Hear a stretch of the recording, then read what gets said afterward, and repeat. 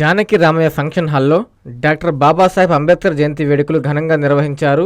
ఈ కార్యక్రమంలో ముఖ్య అతిథిగా పాల్గొన్న జిల్లా collector Shyamprasad, joint collector Maurya Bharadwaj Ambedkar చిత్రపటానికి పూలమాలలు వేసి నివాళులు అర్పించారు. ఈ కార్యక్రమంలో ఆర్డీఓ సువర్ణ, సాంఘిక సంక్షేమ శాఖ అధికారులు, వివిధ శాఖల డైరెక్టర్లు మరియు కార్యాలయ సిబ్బంది పాల్గొన్నారు.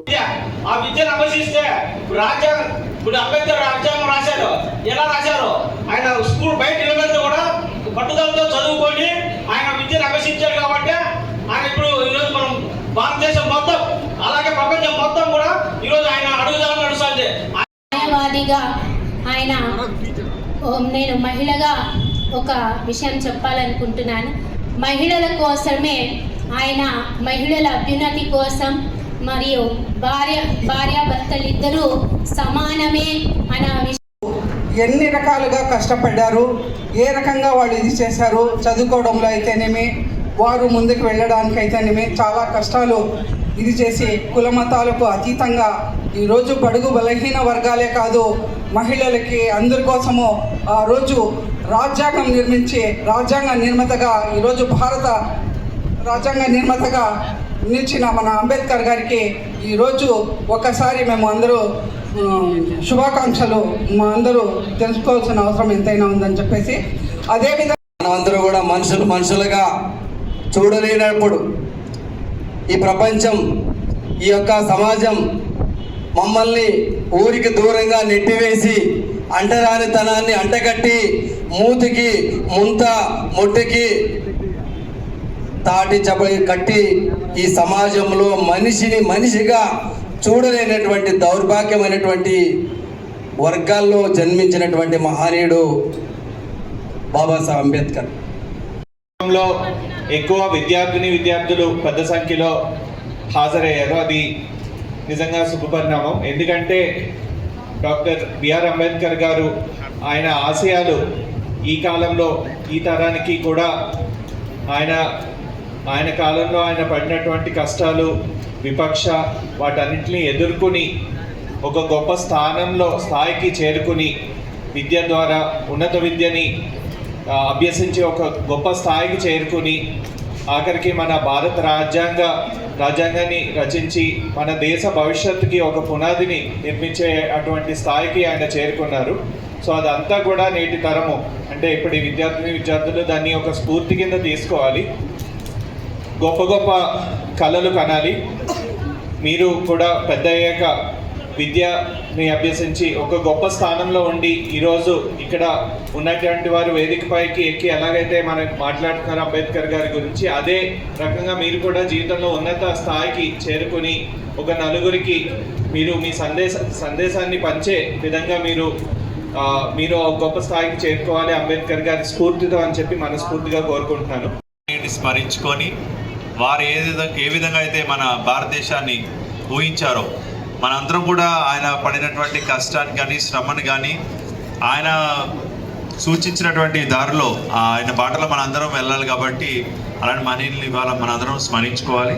సో ఈ కార్యక్రమానికి మన జాయింట్ కలెక్టర్ గారు, గంగాధర్ గారు, వివిధ కార్పొరేషన్ డైరెక్టర్లు అండ్ గౌరవ సంఘ పెద్దలు అందరూ కూడా వచ్చారు. వాళ్ళందరికీ కూడా పేరు పేరున నమస్కారం తెలియజేస్తున్నాను. ఈరోజు మన ఆపరేషన్ సింధూర్లో అరెస్టులు అంటే అంటారు అమరులైనటువంటి మురళీ నాయక్ గారి యొక్క కుటుంబానికి శ్రద్ధాంజలి ఇవ్వడానికి వెళ్ళి రావడం జరిగింది.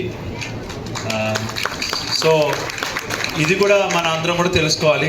ఆయన దేశం కోసం సేవ చేశారు, దేశం కోసం ప్రాణాలు విడిచారు. కాబట్టి ఆయన ఎప్పుడు కూడా అమరులుగా ఉంటారు. అలాంటి మురళీ నాయక్ కూడా వాళ్ళు స్మరించుకోవాలి.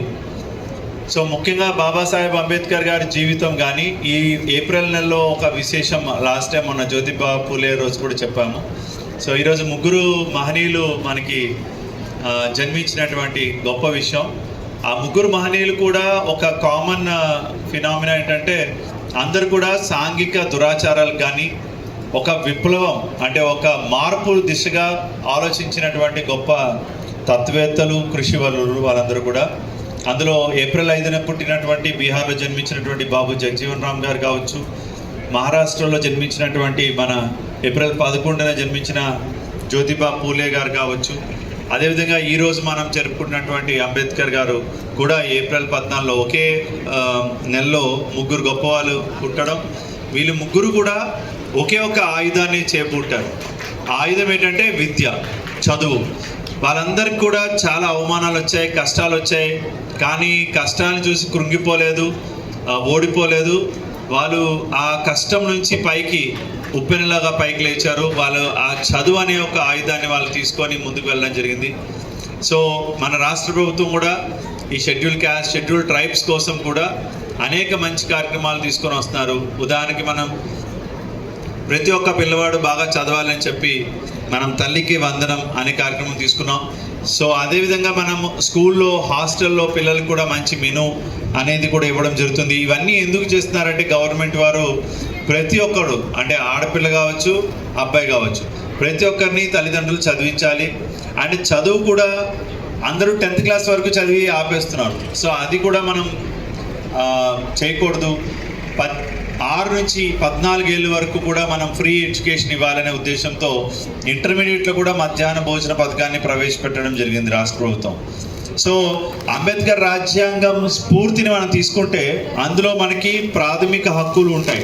స్వేచ్ఛ హక్కు, స్వాతంత్ర హక్కు, మత స్వాతంత్ర హక్కు. అందరికీ అందుబాటులో క్యాన్సర్ వైద్యం ఇప్పుడు నారాయణ హాస్పిటల్లో. డిపార్ట్మెంట్ ఆఫ్ ఆంకాలజీ, మా ఆంకాలజీ నిపుణుల వైద్య బృందం doctor M Srividya, senior consultant medical oncologist doctor B Manobhiram, senior consultant surgical oncologist doctor B Gurisai Ratnapriya, senior consultant radiation oncologist. మహిళలకు క్యాన్సర్ స్క్రీనింగ్ పరీక్షలు కేవలం 1499 రూపాయలు మాత్రమే. Cancer specialist and dentist consultation. పురుషులకు క్యాన్సర్ స్క్రీనింగ్ పరీక్షలు కేవలం 999 రూపాయలు మాత్రమే. Cancer specialist and dentist consultation. సంప్రదించండి Narayana hospital, super speciality block, first floor, B3, Chintareddypalem, Nellore.